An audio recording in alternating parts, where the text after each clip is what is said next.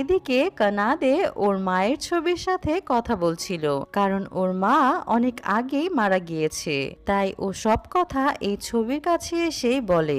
এমন সময় এক সার্ভেন্ট এসে ওকে জানায় আপনার বাবা ফোন করেছে। কানাদে সেখানে পৌঁছালে ওর বাবা ওকে বলে, তোমার বয়সে থাকতে আমার একটা গার্লফ্রেন্ড ছিল, যে কিনা আমার ফার্স্ট লাভ, কিন্তু কিছু কারণেই আমি তাকে বিয়ে করতে পারিনি, তাই সে আমার এক্স হয়ে যায়। তবে রিসেন্টলি জানতে পারলাম আমার এক্স 8 বছর আগে নাকি মারা গিয়েছে।